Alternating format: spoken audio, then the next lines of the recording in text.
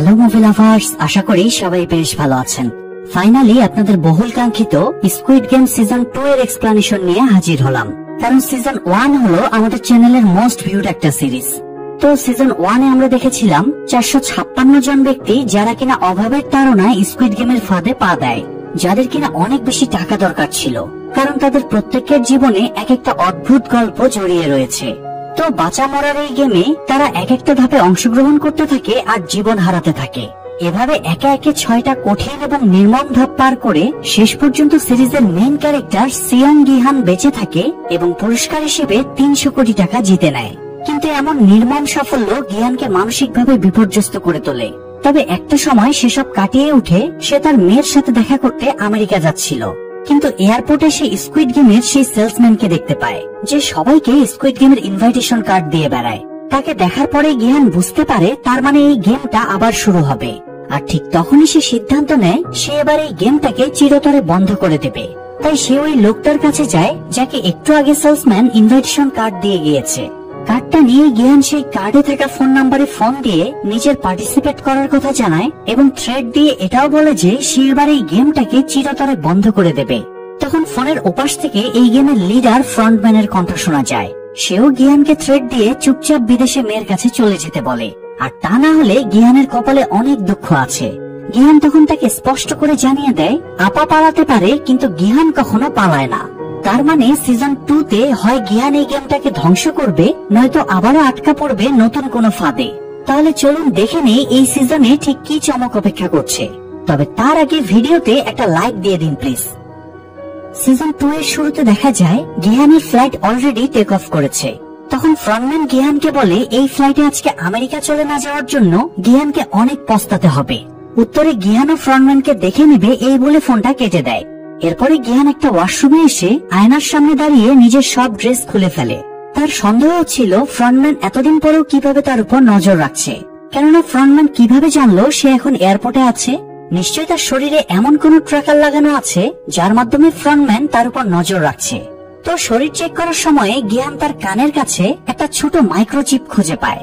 সে তখনই একটা ডেগার দিয়ে কেটে চিপটা চামড়ার নিচ থেকে বের করে ফেলে, যাতে ফ্রন্টম্যান তার উপর থেকে অ্যাক্সেস হারিয়ে ফেলে। যাই হোক, পরের সিনে আমরা পুলিশ অফিসার জুনহোকে দেখতে পাই। মুমূর্ষ অবস্থায় হাসপাতালের বেডে তার জ্ঞান ফেরে। মূলত স্কুইড গেমের মধ্যে সে নিজের ভাইকে খুঁজতে গিয়ে এক পর্যায়ে এই চক্রের হাতে ধরা পড়ে এবং ফ্রন্টম্যান থেকে গুলি করে নদীতে ফেলে দেয়। তো এরপর কেটে যায় 2 বছর। জুনহো এখন ক্রাইম ডিপার্টমেন্ট ছেড়ে ট্রাফিক পুলিশে ট্রান্সফার নিয়েছে। সে একদম দায়িত্বশীল ভাবে নিজের ডিউটি করছিল। এ সময় চিফ তার সাথে দেখা করতে আসে। চিফ জুনহোকে আবারও ক্রাইম ব্রাঞ্চে ফিরে আসতে বলছিল, কিন্তু জুনহো তার ডিপার্টমেন্টের অফিসারদের উপরে আপসেট ছিল, কারণ তারা তাকে স্কুইড গেমের চক্রটাকে ধরতে কোনো হেল্প করেনি। চিফ তখন জুনহোকে বোঝায় জুনহো তাকে যেসব ফটো ভিডিও পাঠিয়েছিল সেগুলোর কোনোটাই তার কাছে পৌঁছায়নি। তবুও জুনহোর কথায় চিফ নিজ উদ্যোগে আইল্যান্ডে খুঁজে দেখেছিল, কিন্তু সেখানেও কোনো ট্রেস পাওয়া যায়নি। তাছাড়া জুনহো যেই গেমের কথা এবং অসংখ্য মানুষের হতাহতের কথা বলেছে, পুলিশ তারও কোনো প্রমাণ পায়নি। আবার জুনহোকে ঠিক কে গুলি করেছিল সে তো তার নামটাও বলেনি। তো এক্ষেত্রে ডিপার্টমেন্টের কি বা করার থাকে?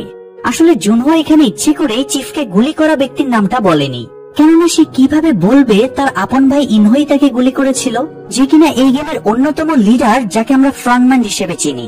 তাই জুনহো এই ব্যাপারটা তখন চেপে গিয়েছে, যদিও সে পার্সোনালি এখনো স্কুইড গেমের চক্রটাকে ট্রেস করার চেষ্টা চালিয়েই যাচ্ছে। তো পরের সিনে গিহানকে তার ঘরে দেখা যায়। হঠাৎ তার ঘরের কলিং বেল বেজে ওঠে। সে দরজার কাছে যেতেই দরজার ফাঁক দিয়ে স্কুইড গেমের একটা ইনভাইটেশন কার্ড ঢুকে যায়। এরপর সে দরজা খুলতেই বেশ চমকে যায়, কারণ তার সামনে ফ্রন্টম্যান দাঁড়িয়ে আছে। তার 2 হাতে 2টো কাটা মাথা ধরা। তখনই গিহান চিৎকার দিয়ে ফ্রন্টম্যানকে গুলি চালাতে শুরু করে এবং তার ঘুম ভেঙে যায়। আসলে গিহান এতক্ষণ স্বপ্ন দেখছিল। গত 2টা বছর ধরে সে ফ্রন্টম্যানকে পাগলের মতো খুঁজে বেড়াচ্ছে, কিন্তু এখনো সে তার নাগাল পায়নি। তো গিহান একটু শান্ত হতেই তার দরজার কলিং বেল বেজে ওঠে। এতে সে একটু ঘাবড়ে যায় আর ভাবে তার একটু আগে দেখা স্বপ্নটা আবার সত্যি হতে যাচ্ছে নাকি। কিন্তু সে সিসি ক্যামেরা ফুটেজে তাকিয়ে দেখে তার ঘরের সামনে কিম দাঁড়িয়ে আছে। এই কিম এক সময় গিহানের পাওনাদার ছিল। লোন শোধ করতে না পারায় গিহান তার কাছে বেদম মার খেয়েছিল, কিন্তু টাকার যে কি পাওয়ার রে বাবা, কেননা এখন সে কিমের টাকা পরিশোধ করে দিয়ে উল্টো তাকেই হায়ার করেছে স্কুইড গেমের সেই সেলসম্যানকে খুঁজে বের করার জন্য। মানে এখন কিমই গিহানের আন্ডারে কাজ করে। তো গিহান দরজা খুলে কিমকে ভেতরে আসতে দেয়, এরপর সে কিমের কাছে কাজের ব্যাপারে আপডেট জানতে চায়। কিম জানায় এখনো তারা সেলসম্যানকে খুঁজে পায়নি। গিহান তখন কিমকে এক ব্যাগ টাকা দিয়ে বলে সে যেন আরো লোক নেয় এবং প্রতিটা স্টেশনে তন্ন তন্ন করে খোঁজে, কারণ ওই সেলসম্যান দাগজি খেলার মাধ্যমে সাধারণ মানুষকে ম্যানিপুলেট করে স্কুইড গেমে নিয়ে যায়। আর এখন তার নাগাল পেলেই গিহান আবারও ফ্রন্টম্যানের কাছে পৌঁছে যেতে পারবে। তাই সে কিমকে নির্দেশ দেয় তারা যখনই কোনো স্যুট টাই পরা লোককে দাগজি খেলতে দেখবে তখনই যেন তারা গিহানকে ব্যাপারটা জানায়। কিম তখন টাকার ব্যাগটা নিয়ে বেরিয়ে যায় এবং তার গ্যাংকে বলে আরো লোক জোগাড় করতে, কারণ ওই সেলসম্যানকে খুঁজে পেলে গিহান তাদেরকে 1 বিলিয়ন পুরস্কার দেবে। যাই হোক, এদিকে অফিসার জুনহোকে দেখা যায় সে ছুটির দিনে ব্যাগটা গুছিয়ে একটা জাহাজে যায়। এই জাহাজের ক্যাপ্টেনের নাম হলো পার্ক। সেই 2 বছর আগে জুনহোকে আইল্যান্ড থেকে মুমূর্ষ অবস্থায় উদ্ধার করে হাসপাতালে নিয়ে গিয়েছিল। সেই থেকেই তার সাথে জুনহোর বেশ ভালো ভাব। জুনহো ক্যাপ্টেন পার্কের সাথে সমুদ্রের আশেপাশের সব দ্বীপে খুঁজে দেখে কোথাও স্কুইড গেম খেলা হচ্ছে কিনা। একইভাবে আজকেও সে নতুন একটা দ্বীপে খোঁজার জন্য এসেছে। একটু পরে ক্যাপ্টেনের সাথে জুনহো ম্যাপে মার্ক করে রাখা একটা দ্বীপে খুঁজতে বের হয়, কিন্তু এবারও সে কিছুই খুঁজে পায় না।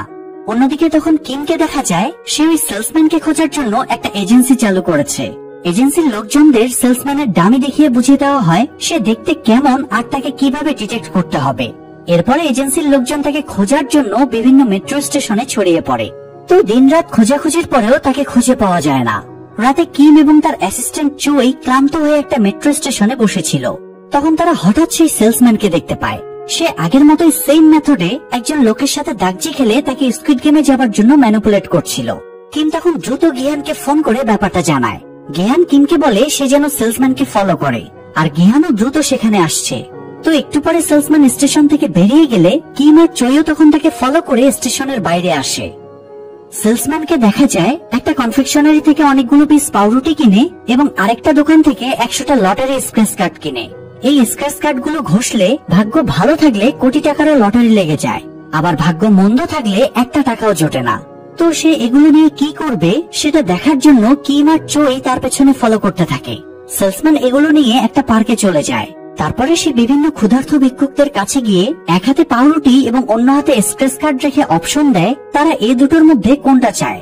আশ্চর্যজনকভাবে দেখা যায় ক্ষুধার্ত থাকার পরেও অধিকাংশ লোকই অতি লোভে পাউরুটি বাদ দিয়ে স্ক্র্যাচ কার্ড বেছে নেয়, কিন্তু কার্ড ঘষে শেষমেশ তাদের ভাগ্যে কিছুই জোটে না। অতি লোভ করতে গিয়ে তারা নিজেদের কপাল চাপড়ায়। এরপরে সেলসম্যান আরেকটা অদ্ভুত কাজ করে, সে তার কাছে থাকা অবশিষ্ট পাউরুটিগুলো মাটিতে ফেলে দেয়। এটা দেখে ক্ষুধার্ত ভিক্ষুকরা খাবারের জন্য এগিয়ে আসলে সে তাদেরকে খেদিয়ে দিয়ে বলে তোমাদের একবার সুযোগ দেওয়া হয়েছিল, কিন্তু তোমরা সুযোগ গ্রহণ করনি। এই যে এখন খাবারগুলো নষ্ট হচ্ছে এর জন্য তোমরাই দায়ী। এই বলে সে পাউরুটিগুলো পা দিয়ে পিষিয়ে সেগুলো নষ্ট করে ফেলে এবং সেখান থেকে চলে যায়। এদিকে গিহান দ্রুত গাড়ি নিয়ে আসার সময়ে ট্রাফিক পুলিশের নজরে চলে আসে। ওভার স্পিডে গাড়ি চালানোর জন্য ট্রাফিক পুলিশ তাকে আটকায়। আজ আবার অফিসার জুনহো এবং তার জুনিয়র ডিউটিতে ছিল, যদিও জুনহো এখানে গিহানকে খেয়াল করে না। সে তার জুনিয়রকে ওভার স্পিডের জন্য কেস দিতে গাড়ির কাছে পাঠায়। তো জুনিয়র গিহানকে ওভার স্পিডের জন্য কেস দেওয়ার পরেও গিহান কোনো প্রতিক্রিয়া না জানিয়ে সাই করে বেরিয়ে যায়। দূর থেকে এটা দেখে জুনহো বেশ অবাক হয়, কারণ কেস দেবার সময় তো নরমালি ট্রাফিক ভঙ্গকারীরা জরিমানা কমানোর জন্য অনেক রিকোয়েস্ট করে, কিন্তু এই লোক তো একদম আলাদা। তাহলে নিশ্চয়ই সে কোনো ঘাপলা বাঁধিয়ে রেখেছে। তাই জুনহো তখন জুনিয়রের কাছ থেকে গাড়ি চালকের নাম এবং আইডি চায়। সে কেসের ডিটেইলে গিহানের নামটা দেখে চমকে যায়। জুনহো তখন দ্রুত অফিসে ফিরে ডেটাবেস থেকে গিহানের নাম এবং আইডি কার্ড সার্চ করে শিওর হয়ে যায় তার সন্দেহই সঠিক। এটাই সেই গিহান যার কাছে সে 3 বছর আগে নিজের ভাইকে খোঁজার জন্য হেল্প চাইতে গিয়েছিল, এবং গিহানকে ফলো করে সে স্কুইড গেম পর্যন্ত পৌঁছাতে পেরেছিল, যা আমরা সিজন 1-এ দেখেছিলাম। জুনহো বোঝা যায় সে বছর গিহান নিশ্চয়ই স্কুইড গেমের উইনার হয়েছে, তাই হয়তো সে বেঁচে ফিরতে পেরেছে। তাই জুনহো এবার গিহানকে খুঁজে বেড়াতে শুরু করে। অন্যদিকে কিম এবং চই সেলসম্যানকে ফলো করে একটা কলোনিতে চলে আসে, কিন্তু কলোনির ভেতরে ঢুকতেই তারা সেলসম্যানের হাতে ধরা পড়ে যায়। সে একাই তাদের দুজনকে মেরে তুলে নিয়ে যায়। একটু পরে কিমের দেওয়া লাস্ট লোকেশন অনুযায়ী গিহানও সেখানে পৌঁছায়। সে কলোনির ভেতরে ঢুকে দেখে রাস্তার উপর একটা রক্তমাখা ছুরি পড়ে আছে। এটা দেখে সে বুঝে যায় কিম এবং চই সেলসম্যানের হাতে ধরা পড়েছে। তাই সে সেলসম্যানকে খুঁজতে গ্যাংয়ের বাকিদের অ্যালার্ট করে দেয় এবং নিজেও খুঁজতে বেরিয়ে পড়ে। এদিকে পাশে একটা বিল্ডিং এর সাথে দাঁড়িয়ে সেলসম্যান গিহানকে দেখছিল। গিহান চলে যাবার পরে সে রুমে যায় এবং বেঁধে রাখা কিম আর চইকে মানসিকভাবে টর্চার করতে শুরু করে। তাদের দুজনের মাঝে রক পেপার সিজার গেম খেলায় এবং একটা পর্যায়ে কিম হেরে যাওয়ায় তাকে গুলি করে মেরে ফেলে। এরপরে সে চুইয়ের কাছ থেকে গিহান যেই মোটেলে থাকে সেখানকার অ্যাড্রেস জোগাড় করে সেখানে চলে যায়। এ সময় গিহানও কিছু একটা নিতে মোটেলে ফিরেছিল। সে ঘরে ঢুকতেই স্বয়ং সেলসম্যানকে নিজের সামনে দাঁড়িয়ে থাকতে দেখতে পায়। গিহান তাকে বলে এই গেমের সাথে যারা জড়িয়ে আছে সেজন্য গিহানকে তাদের নামগুলো বলে দেয়, কিন্তু সেলসম্যান নিজের কাজের প্রতি খুব লয়াল ছিল, তাই সে এখানে কারো নামই বলে না। তবে সে গিহানকে বলে গিহান যাকে খুঁজে পেতে চাইছে তার অ্যাক্সেস সেলসম্যানের পকেটে আছে, তবে সেটা পেতে চাইলে গিহানকে তার সাথে একটা গেম খেলতে হবে। আসলে গিহান যেহেতু সেলসম্যানকে ট্র্যাক করে ফেলেছিল, তাই এই মুহূর্তে হয় তার নিজেকে মরতে হবে, না হয় গিহানকে মেরে ফেলতে হবে। তাই সেলসম্যান ব্যাপারটাকে ইন্টারেস্টিং বানানোর জন্য গিহানের সাথে রাশিয়ান রুলেট গেম খেলে। এটা মূলত হলো একটা রিভলভারে শুধুমাত্র একটাই বুলেট থাকবে। এরপর দুজনেই নিজেদের মাথায় রিভলভার ঠেকিয়ে ট্রিগার চাপবে। যার ভাগ্য ভালো থাকবে সে বেঁচে যাবে, আর ভাগ্য মন্দ হলে সে গুলি খেয়ে মরে যাবে। তো ইগোর চক্করে গিহানও গেমটা খেলতে রাজি হয়ে যায়। দুজনের মধ্যে গেমটা কয়েক রাউন্ড চলে এবং শেষ পর্যন্ত ভাগ্যক্রমে সেই সেলসম্যানই মারা যায়। অর্থাৎ এই সেলসম্যানের চ্যাপ্টার এখানেই ক্লোজ হয় এবং প্রথম এপিসোডও এখানেই শেষ হয়। সেকেন্ড এপিসোডের শুরুতে আমরা অফিসার জুনহোকে দেখতে পাই। সে গিহানের অ্যাড্রেস খুঁজে তার মোটেলের সামনে চলে আসে, আর তখনই গুলির আওয়াজ শুনতে পায়। গুলির আওয়াজ শুনে সে দ্রুত মোটেলে ঢুকে পড়ে। সেখানে একটা রুমে সে হাত পা বাঁধা অবস্থায় চইকে পেয়ে যায়। মূলত সেলসম্যান চইকে এনে এই রুমে আটকে রেখেছিল। তো চইকে মুক্ত করে দিয়ে জুনহো অন্য রুমগুলো খুঁজতে শুরু করে। এদিকে গিহান সেলসম্যানের পকেট হাতড়ে স্কুইড গেমের একটা ইনভাইটেশন কার্ড পেয়ে যায়। এ সময় সেই ঘরে জুনহো চলে আসে। সে প্রথমেই গিহানকে গ্রেফতার করে, কিন্তু পেছন থেকে চুই এসে জুনহোকে আঘাত করে এবং গিহানকে বাঁচিয়ে নেয়। চুই সেলসম্যানের লাশটা পড়ে থাকতে দেখে তাকে কয়েকটা গালি দেয়। এরপরে সে গিহানকে জানায় সেলসম্যান তার ভাই সমতুল্য বস কিমকে মেরে ফেলেছে। এই বলে সে কাঁদতে শুরু করে। গিহান তখন সেলসম্যানের পকেট থেকে পাওয়া কার্ডের পেছনে দেখে একটা ক্লাবের নাম লেখা আছে, আর গিহানকে সেই ক্লাবে 31শে অক্টোবর মাঝরাতে যেতে বলা হয়েছে। তো পরের সিনে একটা মেয়েকে দেখা যায়, সে পার্কিং লটে একটা গাড়ির ভেতর শুয়েছিল। এই মেয়েটির নাম হলো নৌল। সে উত্তর কোরিয়া থেকে এখানে পালিয়ে এসেছে। তার কোনো থাকার জায়গা না থাকায় পার্কিং লটে যে কোনো গাড়ির ভেতরে ঢুকে রাতটা পার করে দেয়। কিন্তু আজকে সিকিউরিটি গার্ড তাকে দেখে ফেলেছে। গার্ড তাকে সতর্ক করে দিয়ে বলে এরপর থেকে যেন সে আর পার্কিং লটে না ঘুমায়। ওয়ার্নিং দিয়ে আজকের মতো নৌলকে এখানে ঘুমানোর সুযোগ দিয়ে গার্ড চলে যায়। এদিকে কিছুক্ষণ পরে জুনহোর জ্ঞান ফিরলে সে দেখে গিহান তাকে বেঁধে রেখেছে। গিহান তাকে বলে আমি তোমাকে চিনতে পেরেছি, আমাদের আগেও একবার দেখা হয়েছে। তুমি আমার বাড়িতে স্কুইড গেমের ব্যাপারে জানতে এসেছিলে তাই না? তখন জুনহো বলে আমাদের একবার না বরং দুবার দেখা হয়েছে। গেম চলাকালীন একজন মুখোশ পরা গার্ড তোমার কাছে গিয়ে ইনহুর ব্যাপারে জিজ্ঞেস করেছিল, আর ওইটা আমিই ছিলাম। এটা শুনে গিহান ভাবে জুনহো হয়তো এই গেম পরিচালনার কোনো সদস্য, তাই সে রিভলভার নিয়ে একটু ঝুঁকে আসে। তখন জুনহো ব্যাপারটা পরিষ্কার করে দেয় যে সে মূলত তার ভাইকে খুঁজতেই সেখানে গার্ডের ছদ্মবেশে গিয়েছিল। গিহান ব্যাপারটা বুঝতে পেরে জানায় সে এই গেমটাকে চিরতরে বন্ধ করে দিতে চায়, আর এই জন্য তাকে ফ্রন্টম্যানকে খুঁজে বের করতে হবে যে কিনা এখনো গেমটা চালিয়ে যাচ্ছে। তো জুনহো যেহেতু গার্ড সেজে কিছুদিন স্কুইড গেমে ছিল, তাই গিহান তাকে ফ্রন্টম্যানের ব্যাপারে জিজ্ঞেস করে, মানে সে ফ্রন্টম্যানকে দেখেছে কিনা বা তার সম্পর্কে কিছু জানে কিনা। কিন্তু নিজের ভাইয়ের পরিচয় লুকাতে জুনহো এখানে ফ্রন্টম্যানের ব্যাপারে কিছুই বলে না। তবে সে গিহানকে এই গেম বন্ধের জন্য সাহায্য করতে চায়, যদিও পুলিশের উপরে গিহান বা চুইয়ের কারো কোনো ভরসা ছিল না। চুই বারবার গিহানকে বলছিল পুলিশকে যেন বিশ্বাস না করে, কেননা একবার ডিবি হারুন থেকে ভাত খাওয়ানোর নাম করে নিয়ে গিয়ে নেংটু করে ব্রিজের উপরে দাঁড় করিয়ে রেখেছিল। সেই থেকে সে আর পুলিশকে বিশ্বাস করে না। কিন্তু এরপরও গিহান জুনহোকে বিশ্বাস করে তার কথা মেনে নিয়ে তাকে মুক্ত করে দেয় এবং এই গেমটা বন্ধ করার জন্য নিজেদের মাঝে সমঝোতা করে। যাই হোক, এরপরে গিহান তাদের অন্য একটা রুমে নিয়ে যায়। আসলে এই পুরো মোটেলটাই গিহান কিনে নিয়েছে, তাই এখানে সে ছাড়া আর কেউই থাকে না। তো পাশের রুমে গেলে দেখা যায় সেখানে সারি সারি টাকা সাজিয়ে রাখা আছে। স্কুইড গেম থেকে জিতে আনা সেই টাকাগুলো সে এই রুমেই ফেলে রেখেছে। গিহান বলে এই টাকাগুলো গেমের প্লেয়ারদের রক্তের দামে পাওয়া, তাই এই টাকা দিয়েই সে তাদের রক্তের প্রতিশোধ নেবে এবং গেমটা বন্ধ করে দেবে। জুনহো বলে সে টাকার জন্য গিহানকে সাহায্য করছে না, বরং তার ভাইয়ের প্রতিশোধ নিতে সেও গেমটা বন্ধ করতে চায়। চইও তখন বলে সেও তার বস কিমের হত্যার প্রতিশোধ নিতে চায়, আর এজন্য সেও গিহানকে সাহায্য করবে। যেভাবে তার বসকে মারা হয়েছে সেইভাবে সেও গুলি করে ওদের মাথার খুলি উড়িয়ে দেবে। জুনহো বলে ওদের কাছে উন্নত মানের অস্ত্র রয়েছে, এই ছোট গান দিয়ে ওদের কিছুই করা যাবে না। তখন গিহান তাদেরকে পাশের আরেকটা রুমে নিয়ে যায়। এখানে সে দুনিয়ার অনেক শক্তিশালী অস্ত্রের কালেকশন করে রেখেছে। অস্ত্রগুলো ব্ল্যাক মার্কেট থেকে কেনা, তাই এগুলো কাজ করবে কিনা জুনহোর সন্দেহ হচ্ছিল। এজন্য একটা গান নিয়ে গিহান পাশের রুমে যায়। এখানে সে সানপ্রুফ রুমও বানিয়ে রেখেছে যাতে সে অস্ত্র চালানোর প্র্যাকটিস করতে পারে। তো গিহান গানটা চালিয়ে জুনহোকে প্রুফ দেয় তার গানগুলো একদম কার্যকরী। এরপরে গিহান নির্দেশ দেয় গেমের এই চক্রটার সাথে মোকাবেলা করার জন্য তাদের আরো লোকজনের প্রয়োজন, তাই এই কাজের জন্য যেন যোগ্য সোলজারদের হায়ার করা হয়। আর জুনহো যদি সত্যি তাদের সাথে কাজ করতে চায় তাহলে যেন পুলিশের চাকরি ছেড়ে দেয়। এরপর সিন চেঞ্জ হয়ে আমাদেরকে একটা শিশু পার্ক দেখানো হয়। নোল মূলত এই পার্কে টেডি সেজে বাচ্চাদের বিনোদন দেয়। তো পার্কে ইয়ান নামের একটা বাচ্চা মন খারাপ করে দাঁড়িয়েছিল, তাই নোল তাকে একটা চকলেট দেয়। চকলেট পেয়ে বাচ্চাটা অনেক খুশি হয়। আসলে এই বাচ্চাটার ব্লাড ক্যান্সার রয়েছে, তাই তার প্রতি নোলের আলাদা একটা আবেগ কাজ করে। যাই হোক, অন্যদিকে গিহানকে দেখা যায় সে আড়াল থেকে সাঙুর মা এবং সিবিউকের ভাইকে দেখছিল। এদের দুজনের বন্ডিংটা এখন খুব ভালো হয়ে গিয়েছে। সিবিউকের ভাই একটা পরিবার খুঁজে পেয়েছে, আর সাঙুর মাও ছেলেটাকে পেয়ে সাঙুর রিপ্লেসমেন্ট পেয়ে গিয়েছে। মূলত সিবিউক আর সাঙু দুজনেই স্কুইড গেমে হেরে মারা গিয়েছিল। তো এদেরকে এভাবে দেখে নিশ্চিন্ত হয়ে এরপরে গিহান একটা এজেন্সির ব্রোকারের কাছে যায় এবং সিবিউকের মাকে খোঁজার কাজ কত দূর সেটা জিজ্ঞেস করে। ব্রোকার জানায় তারা শীঘ্রই তাকে খুঁজে বের করবে।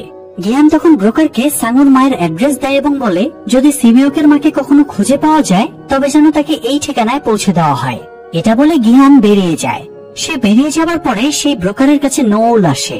নোল উত্তর কোরিয়া থেকে পালিয়ে আসার সময়ে তার বাচ্চা মেয়েকে সাথে আনতে পারেনি, এই জন্য সে ব্রোকারকে রিকোয়েস্ট করে যেভাবেই হোক তার মেয়েকে যেন এখানে নিয়ে আসা হয়। কিন্তু ব্রোকার তাকে সাহায্য করতে পারবে না বলে জানিয়ে দেয়, কারণ নোলের নামে তার ঊর্ধ্বতন অফিসারকে খুনের এবং দেশদ্রোহিতার অভিযোগ রয়েছে। তাই এই অপরাধে তার মেয়েকে এতদিনে ওরা বাঁচিয়ে রেখেছে কিনা তারও নিশ্চয়তা নেই। এই জন্য ব্রোকার তাকে আর সাহায্য করে না। নোল তখন হতাশ হয়ে ফিরে এসে আবারও পার্কিং লটে গাড়ির ভেতরে বসেছিল এবং বাচ্চার কথা ভাবছিল। তখন কেউ একজন এসে তাকে স্কুইড গেমের ইনভাইটেশন কার্ড দেয়। নোলও আগ্রহ ভরে কার্ডটা দেখতে থাকে। তো পরের দিন দেখা যায় সে চাকরি থেকে রিজাইন দিয়ে দেয়। রিজাইন দিয়ে যখন সে পার্ক থেকে বের হচ্ছিল তখন সে একটা অ্যাম্বুলেন্সে ইয়ান নামে সেই বাচ্চা মেয়েটাকে মুমূর্ষু অবস্থায় নিয়ে যেতে দেখে। ইয়ানকে দেখে তার নিজের মেয়ের কথা মনে পড়ে। যাই হোক, এরপরে নোল অনেক ভেবে এবার স্কুইড গেমে পার্টিসিপেট করার সিদ্ধান্ত নেয়। তাই সে ইনভাইটেশন কার্ডে থাকা নম্বরে ফোন করে নিজের সিদ্ধান্ত জানিয়ে দেয় এবং সেখান থেকে তাকে নির্দিষ্ট একটা জায়গায় আসতে বলা হয়। এদিকে গিহান একজন ডেন্টিস্টকে দিয়ে সিক্রেটলি তার মারির একটা দাঁত তুলে ফেলে। এরপরে সেখানে জিপিএস ট্র্যাকার চিপ বসানো একটা নকল দাঁত লাগায়, যাতে সে যেখানেই যাক না কেন অফিসার জুনহো যেন তাকে ট্র্যাক করতে পারে।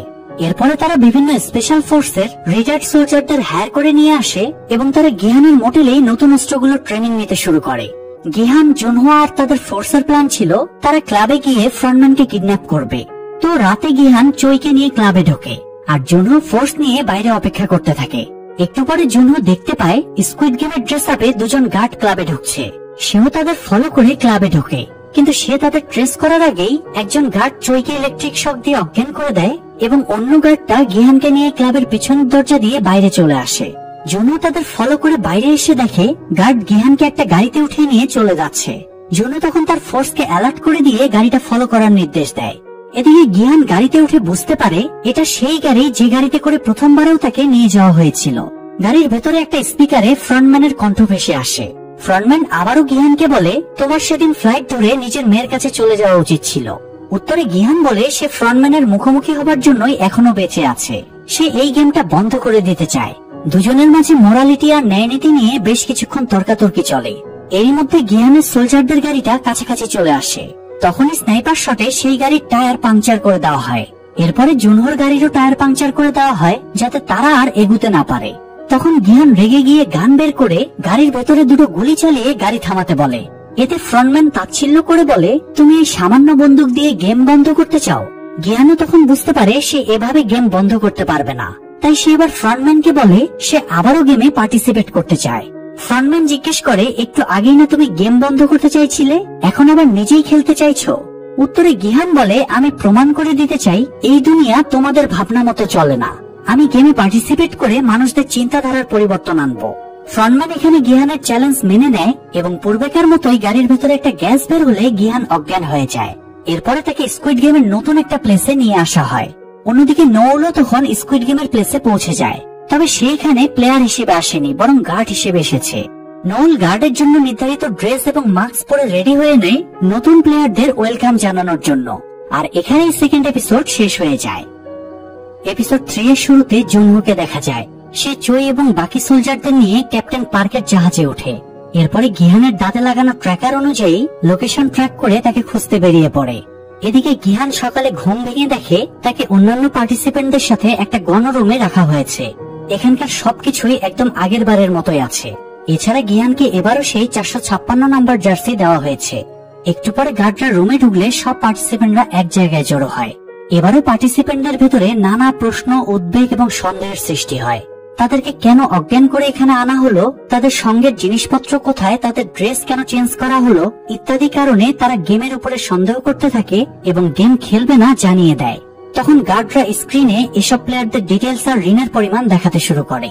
দেখানো শেষে সবাইকে প্রলোভন দেখে জিজ্ঞেস করে তারা কি আগের ঋণগ্রস্ত জীবনে ফিরে যেতে চায় নাকি এখানে গেম খেলে নিজেদের ভাগ্য বদলাতে চায়। গার্ডের এই কথায় পার্টিসিপেন্টরা এবার গেম খেলার জন্য উৎসাহ পায়। এরপর সবাইকে সেই জারটা দেখানো হয় যেখানে তাদের জেতা টাকাগুলো জমা হবে। তবে গার্ডরা এবার একটা নতুন রুলসের কথা সবাইকে জানায়। সেটা হলো এই গেমে তো 6 রাউন্ড খেলা হবে, তো প্রতিটা রাউন্ড শেষেই একবার করে ভোট নেওয়া হবে। সেই ভোটে যদি মেজরিটি মানে বেশিরভাগ প্লেয়ার গেম না খেলার সিদ্ধান্ত নেয় তাহলে গেমটা সেখানেই বন্ধ করে দেওয়া হবে এবং ভল্টে থাকা টাকাগুলো সবার মাঝে ভাগ করে দিয়ে তাদের বাড়ি পাঠিয়ে দেওয়া হবে। পেছনে চুপচাপ দাঁড়িয়ে থাকা গিহান এবার কথা বলে ওঠে।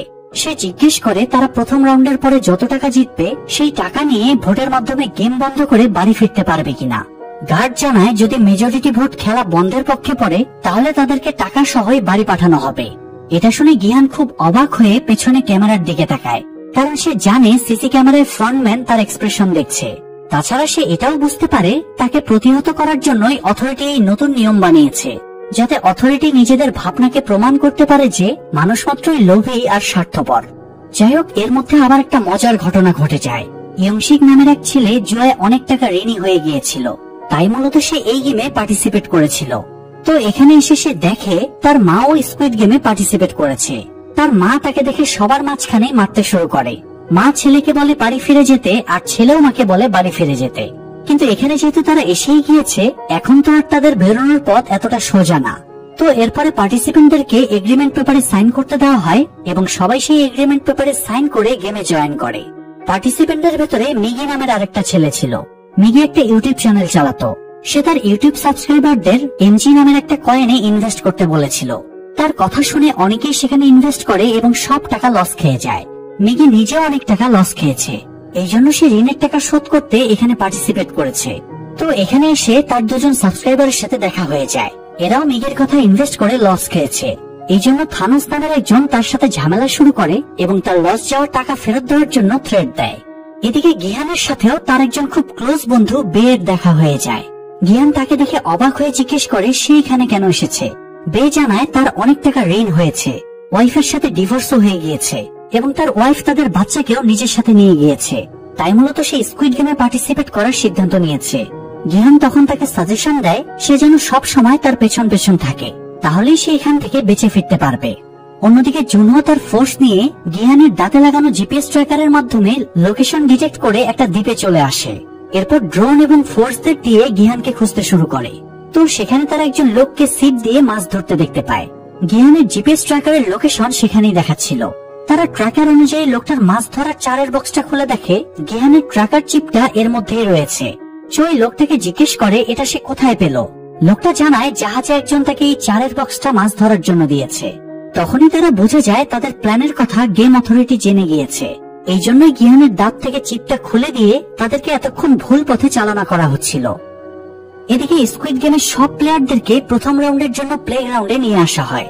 এবারও আগের বারের মতো রেড লাইট গ্রিন লাইট গেমের আয়োজন করা হয়েছে। গিহান তখন আকাশের দিকে তাকিয়ে দেখে কোনো ড্রোন উঠছে কিনা, কারণ এতক্ষণ তো জুনহো আর তার সোলজাররা তাকে ট্র্যাক করে ফেলা উচিত। কিন্তু কোথাও কিছু না দেখে সে এবার তার দাঁতটা খুলে সেটা দেখে হতভম্ব হয়ে যায়, কারণ তার দাঁতে ট্র্যাকারটা ছিল না। অর্থাৎ সেও বুঝে যায় এখানে নিয়ে আসার আগেই গার্ডেরা তার ট্র্যাকারটা খুলে দিয়েছে। জ্ঞান বুঝতে পারে সে পুরোপুরি ফেঁসে গিয়েছে, তাই এখন গেম খেলা ছাড়া আর কোনো উপায় নেই তার। তো পরিস্থিতি বেগতিক দেখে গিয়ান সব প্লেয়ারদেরকে অ্যালার্ট করে বলে এটা কোনো বাচ্চাদের গেম না। তারা এই গেমটাকে যতটা সহজ ভাবছে এটা মোটেও ততটা সহজ না।